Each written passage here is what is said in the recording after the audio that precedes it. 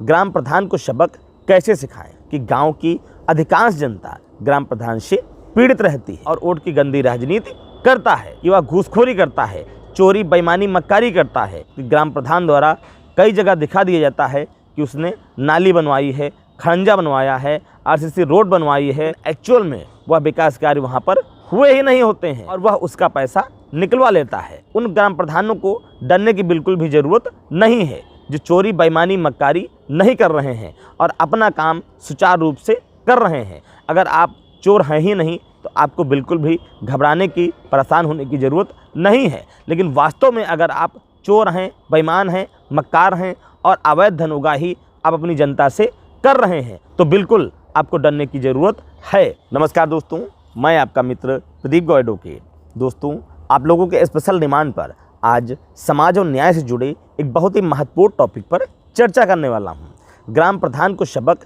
कैसे सिखाएं। आपने अक्सर देखा और सुना होगा कि गांव की अधिकांश जनता ग्राम प्रधान से पीड़ित रहती है, खासकर वह पक्ष जो मौजूदा प्रधान के अपोजिट होता है, हारे वाले ग्राम प्रधान प्रत्याशी का सपोर्टर होता है। हमने पूर्व में भी ग्राम प्रधान को सबक सिखाने को लेकर कई वीडियो किए हैं जिस पर आप लोगों ने खूब सारा प्यार दिया है। वो वीडियो मिलियन में देखे गए हैं। तो आशा करता हूँ कि यह वीडियो भी आप खूब ज़्यादा शेयर करेंगे अपने मित्रों में और यह वीडियो भी उन्हीं वायरल वीडियो में से एक होगा और यह छोटी सी जानकारी आपके बड़े काम आने वाली है। तो आइए देरी के बिना वीडियो को शुरू करते हैं। कई बार जो मौजूदा प्रधान होता है वह अपने पद और प्रतिष्ठा का गलत दुरुपयोग करते हुए सामने वाली पार्टी पर नाजायज दबाव बनाने के लिए, जो विपक्ष होता है उस पर रोब काटने के लिए, अपनी मनमानी शर्तें मनवाने के लिए और भविष्य के इलेक्शन को ध्यान में रखते हुए कि भविष्य में जो सामने वाला पक्ष है वह इस बार इस इलेक्शन में हमको वोट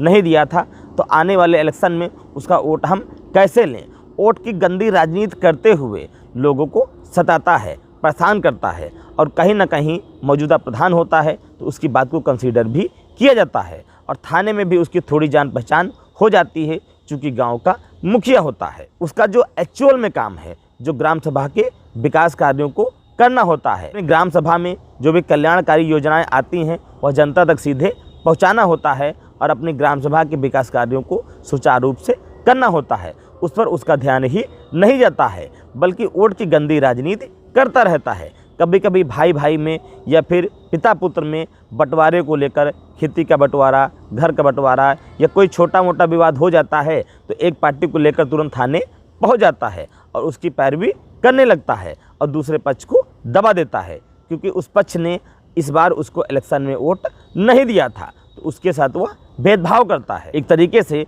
उसके साथ अत्याचार करता है और कहीं ना कहीं उसके माइंड में यह चीज़ होती है कि हम बाद में सेटलमेंट करा देंगे, समझौता करा देंगे और यह पक्ष तो हमारे पास है ही और सामने वाला पक्ष भी आने वाले इलेक्शन में हमको वोट देगा। इस तरीके से हमारा वोट बैंक बढ़ जाएगा और वोट की गंदी राजनीति करता है।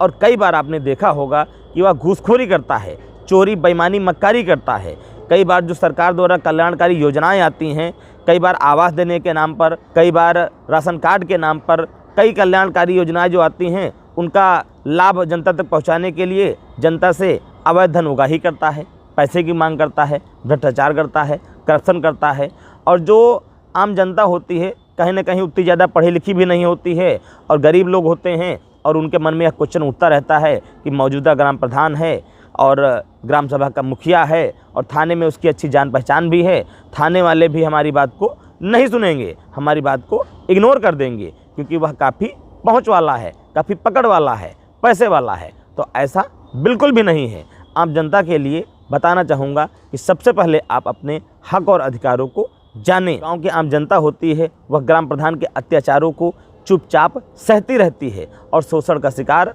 होती रहती है और अगले इलेक्शन का इंतजार करती है कि जब अगला इलेक्शन आएगा तो अपनी वोट की ताकत से हम आपको सबक सिखाएंगे। लेकिन आम जनता की जानकारी के लिए बताना चाहूँगा कि सबसे पहले आप अपने हक और अधिकारों को जानें। तो इस तरीके से अगर आप अपने हक और अधिकारों को जान जाएंगे तो ग्राम प्रधान को सबक सिखाने के लिए आपको अगले इलेक्शन का इंतज़ार नहीं करना पड़ेगा और तुरंत आप ग्राम प्रधान को सबक सिखा सकते हैं। ग्राम सभा का कोई भी आम नागरिक, ग्राम सभा के किसी भी आम नागरिक के पास यह अधिकार होता है कि वह अपने मौजूदा ग्राम प्रधान से उसके आय और व्यय का ब्यौरा मांग सकता है कि ग्राम प्रधान ने अभी तक कौन कौन से विकास कार्य करवाए हैं और सरकार द्वारा कौन कौन सी कल्याणकारी योजनाएं आई हैं, इसका कितना लाभ किस किस को पहुंचाया है। अर्थात ये कहें कि ग्राम सभा के विकास के लिए कितना पैसा सरकार द्वारा आया है और उसका कितना पैसा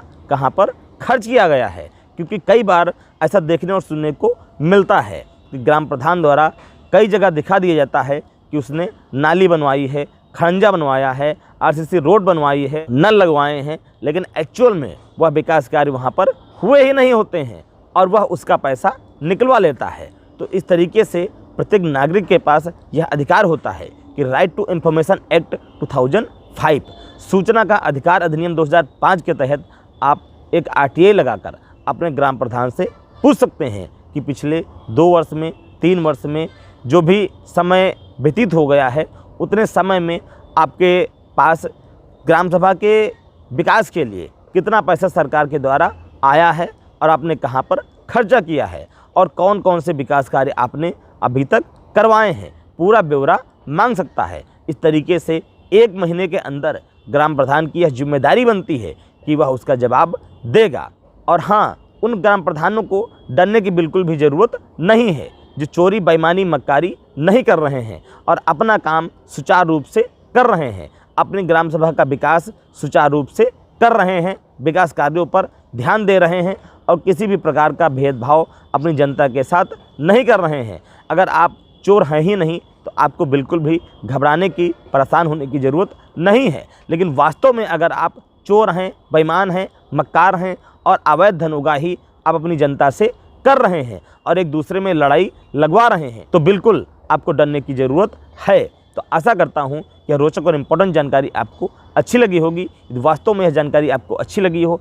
तो प्लीज़ अपने मित्रों में व्हाट्सएप पे, फेसबुक पे ज़्यादा से ज़्यादा शेयर करें ताकि जानकारी का लाभ ज़्यादा से ज़्यादा लोग उठा पाएँ। अगर आप हमारा चैनल प्रदीप लीगल हेल्प पहली बार देख रहे हैं और अभी तक चैनल को सब्सक्राइब नहीं किया है तो प्लीज़ वीडियो को लाइक कर दें और चैनल को सब्सक्राइब करके बेल आइकन ज़रूर दबा दें ताकि हमारे द्वारा कानून से जुड़े रोचक और इम्पॉर्टेंट वीडियो का नोटिफिकेशन आप तक पहुंचे सबसे पहले। अगर किसी मित्र का कोई सवाल है तो आप नीचे कमेंट बॉक्स में कमेंट करके हमसे पूछ सकते हैं। या कानून से रिलेटेड किसी भी टॉपिक पर कोई वीडियो पाना चाहते हैं तो भी आप हमें नीचे कमेंट बॉक्स में कमेंट करके बता सकते हैं। अगर कोई मित्र हमसे फ़ोन कॉल के जरिए पर्सनली कानूनी परामर्श लेना चाहता है तो स्क्रीन पर दिख रहे व्हाट्सएप नंबर के माध्यम से हमसे समय ले सकता है। तब तक के लिए देखते रहिए आपका अपना फेवरेट पसंदीदा YouTube channel Pradeep legal help. मैं आपका मित्र प्रदीप गो advocate YouTube channel Pradeep legal help से विनम्रता के साथ